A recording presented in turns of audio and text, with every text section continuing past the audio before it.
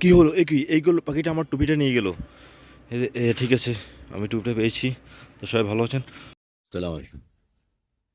চারিদিকে শুধু দালালের খপ্পর। দালাল কোন সময় কাউকে খপ্পর করে কি করে দেয় আল্লাহ জানে। যাই হোক, তো কিছুদিন আগে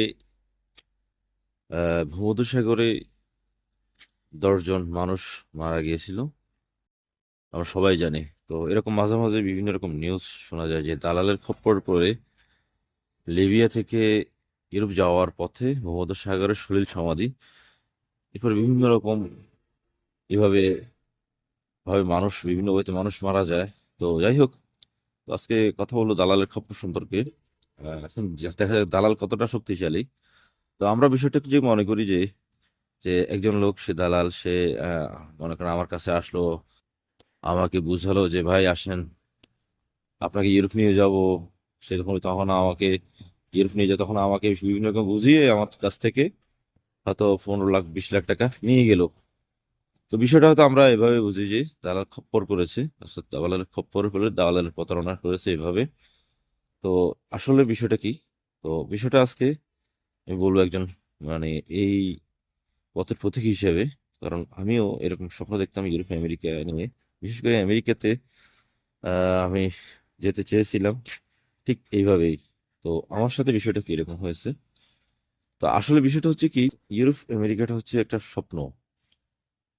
যাদের ভিতরে এই স্বপ্নটা, এই নেশাটা কাজ করে, তো দালাল তাদেরকে খপ্পর মারতে না, তারাই দালালের পিছনে পিছনে ঘুরে।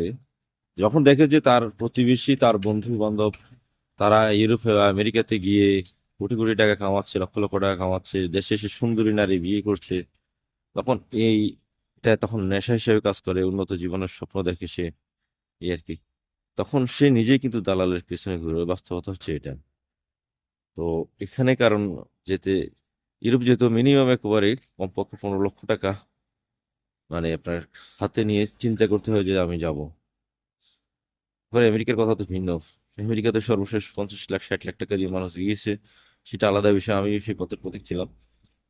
তো বিষয়টা হচ্ছে যে এটা, এই যে এই নেশাটা যখন কাজ করে, তখন তাকে আর কোনো কিছু, তো কোনো বিপদ তাকে আর মানে বাধা দেয় না। সে জানে যে হয়তো এই পথে আমার বিপদ হতে পারে, মৃত্যু হতে পারে। তো সে যখন দেখে যে তার প্রতিবেশী, তার বন্ধু যখন সাকসেস হয়ে গিয়েছে, সফলভাবে চলে গিয়েছে, তখন সে এইভাবে যাবেই। তবে এখানে যে কিছু যে অসাধু লোক যে আছে, যে সেটা তো অবশ্যই আছে। তো আমি তাদের শাস্তি কামনা করি। তাদেরকে, তারা মানুষের এই যে সরলতার সুযোগ পেয়ে, এই যে একটা দুর্বলতার সুযোগ পেয়ে তারা এটা কাজে লাগিয়ে অনেক সময় মানুষকে জিম্মি করে, মানুষের কাছ থেকে লক্ষ লক্ষ টাকা আদায় করে, মানুষকে বিভিন্ন রকম নির্যাতন করে। বিশেষ করে লিবিয়াতে এটা বেশি হয়। তো অন্য কোথাও লিবিয়া বলতে ইউরোপের, মানে ইউরোপের লাইনগুলোতে এটা বেশি হয় ইউরোপে যাওয়ার পথে। বিশেষ করে লিবিয়াতে যে সেখানে যেতে একটা ঝুঁকিপূর্ণ রাস্তা, ভূমধ্যসাগর, সেখানে অনেকেই অ্যাক্সিডেন্ট হয়, বিভিন্ন ডুবে মারা যায়। তো যাই হোক, যারা এ মানুষকে এভাবে, মানুষের সাথে প্রতারণা করে, মানুষকে একটা আশা স্বপ্ন দিয়ে সেই স্বপ্নটা ভঙ্গ করে উল্টো মানুষের জীবন নিয়ে ছিনিমিনি খেলে, তাদের কঠিন শাস্তি হওয়া উচিত। তো বন্ধুরা, আশা করি বিষয়টা বুঝতে পেরেছেন। সবাই সবাই ভালো থাকবেন। আসসালামু আলাইকুম।